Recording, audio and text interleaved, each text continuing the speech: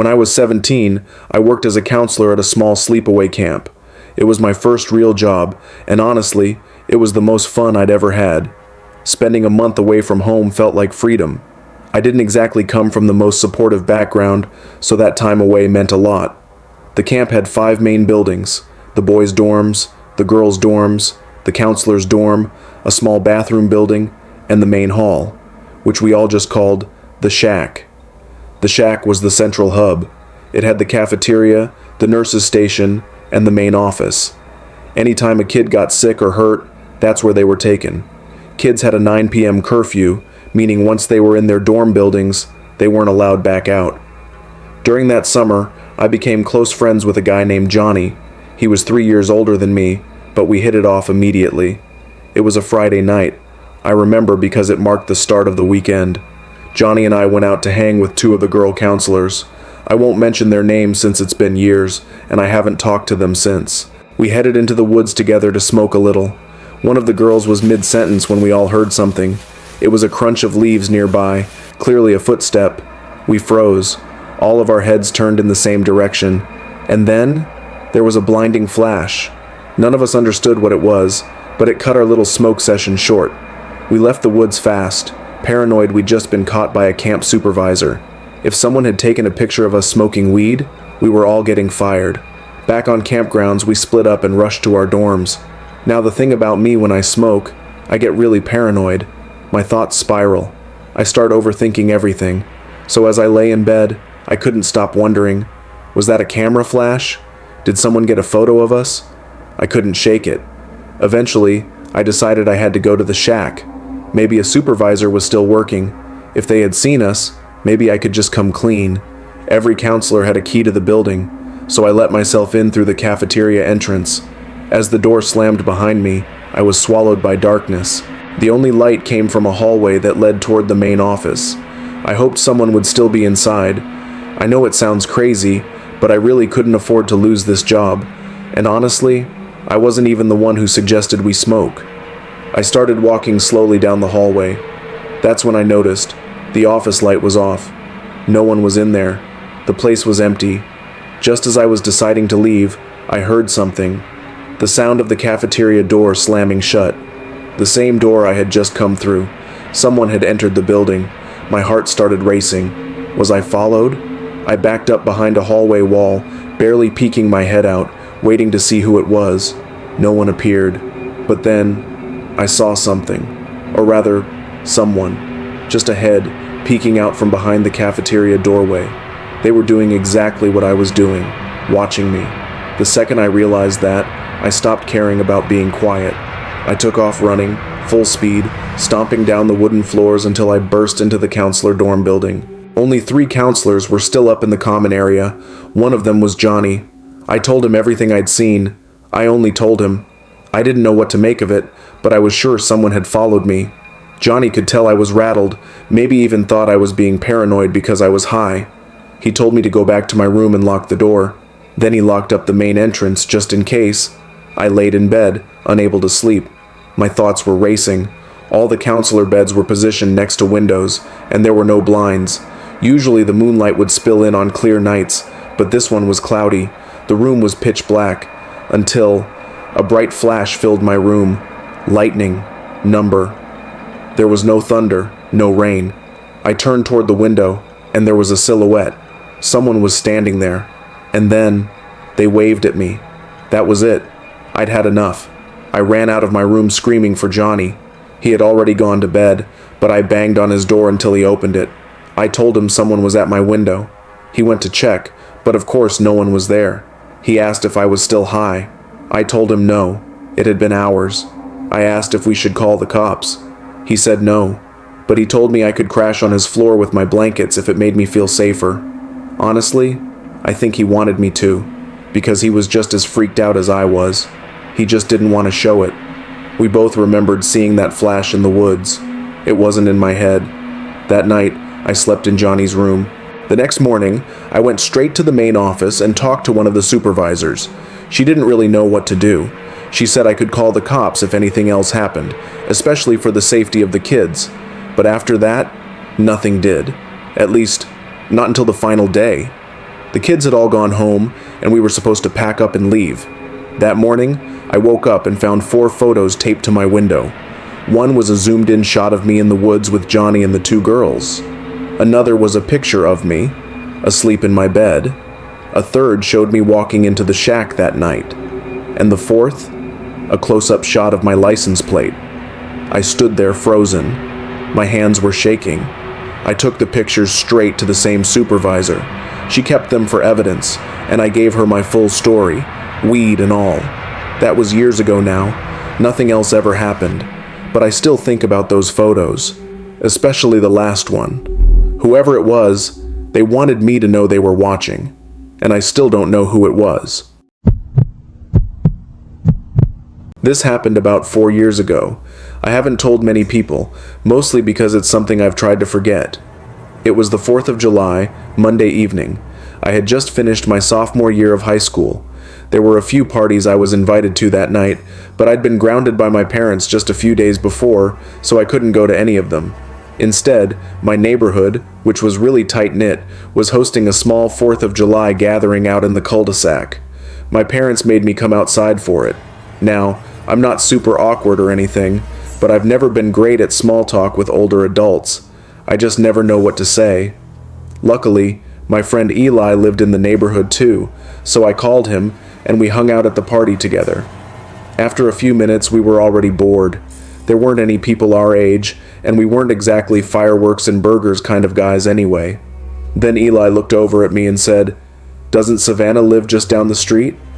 We should go door ditch her." Now for context, Savannah was that girl in high school, the one every guy crushed on. She also happened to live in our neighborhood. Even more awkward, her dad was my dentist. So I said sure, why not? We started heading down the street. The sun was setting fast, and we were making dumb jokes and talking about random stuff. Honestly, we were both kind of nerdy back then. I asked Eli if he even knew which house was hers. I'd never been there before. After checking out a few places, he pointed to this massive, complex-looking house on the west side of the block. It stood out. We lived in a pretty average part of Michigan, and this house was definitely not average. Lights off, no signs of anyone home. Eli figured her family must have gone on vacation. I suggested we just come back next week when they were back in town, but Eli didn't listen.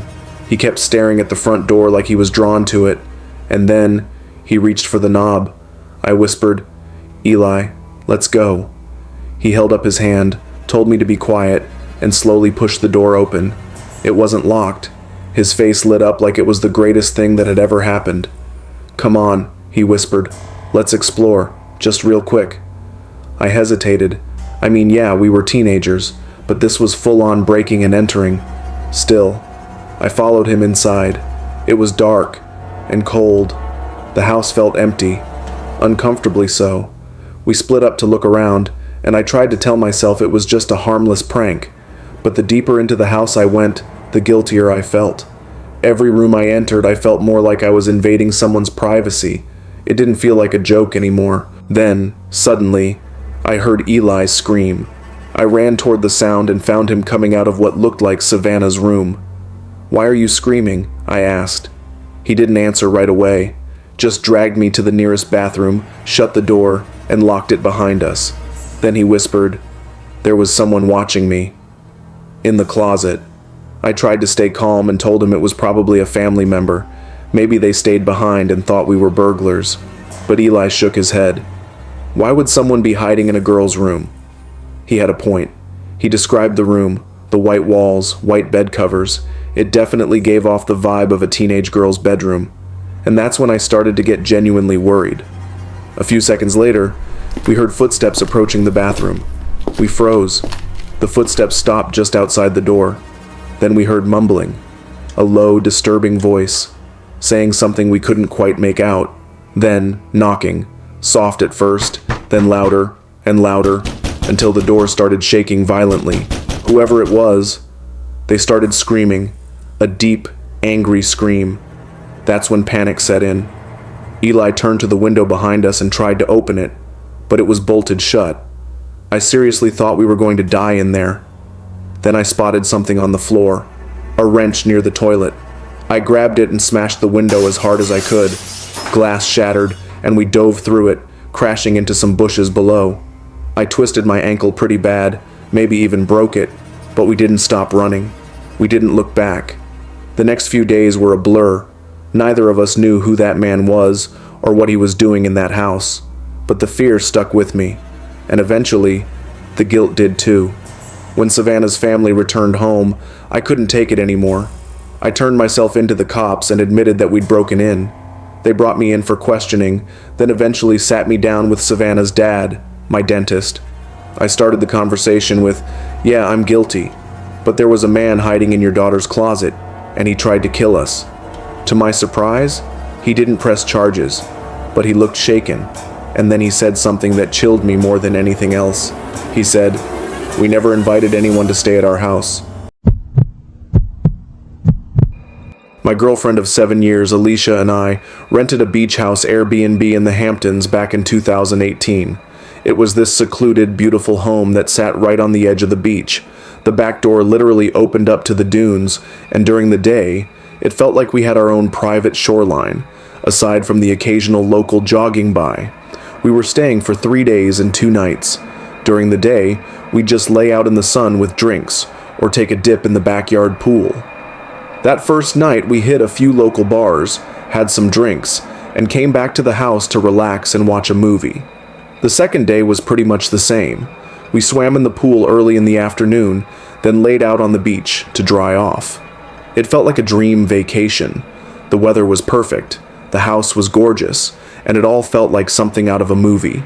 That afternoon, around 4 or 5, we started packing up our stuff to head back inside. As I stood up and looked back toward the house, I noticed something. There was someone standing at one of the upstairs windows, just looking down at us. The sun's position made it hard to see clearly. There was a glare on the glass, but I swear I saw a figure there. I grabbed Alicia's shoulder and pointed. "Do you see that?" I asked. She looked up and said, "See what?" And just like that, the figure, or whatever it was gone. I ran back to the house and straight up the stairs to that room, but the room was empty. I checked the closet, under the bed, even peeked into the other rooms upstairs. Nothing.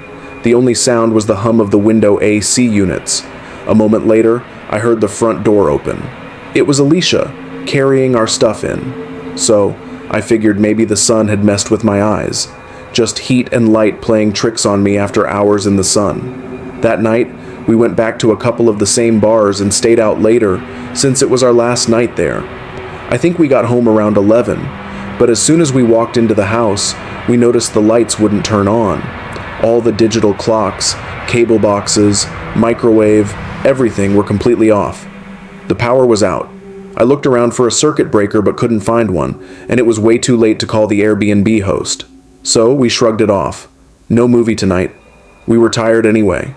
Using our phone flashlights, we climbed the stairs carefully and went to bed. Alicia fell asleep quickly, probably thanks to the drinks, but I lay there for a while, eyes adjusting to the dark, until I heard something. It was a soft sound, like movement outside the bedroom. I sat up, then I saw it. Someone walked past the open doorway in the hall, slowly, just walked by. I clamped my hands over my mouth to stop myself from making a noise. Then, I slid over Alicia to get out of bed, rushed to the door, and locked it. The second I turned the lock, there was a knock. Then, a voice. "It's the landlord," the man said. "I came to fix the power." I didn't buy it for a second. The knocking grew more aggressive, then banging. The doorknob started to twist and rattle violently. The whole door began to shake. Alicia woke up, started screaming. She realized what was happening. "Call the cops," I yelled, and just like that, the banging stopped. We sat there frozen, holding our breath, barely making a sound. Minutes passed. Then we heard footsteps downstairs, and voices. It was the police. They came in through the front door, which somehow had been left wide open. They checked the place, took a report, and helped us find the circuit box to restore power. They told us they'd alert the local authorities in case anything similar had happened nearby. We left the next morning, first thing, and on the drive home, I called the Airbnb host to let him know what happened. He sounded shocked, said he hadn't been anywhere near the Hamptons in weeks. Summertime is supposed to be a time for freedom, for fun, for making memories. But for some people, those memories turn into nightmares they'll never forget. If you enjoyed these stories and want to hear more true horror that'll keep you up at night, consider subscribing.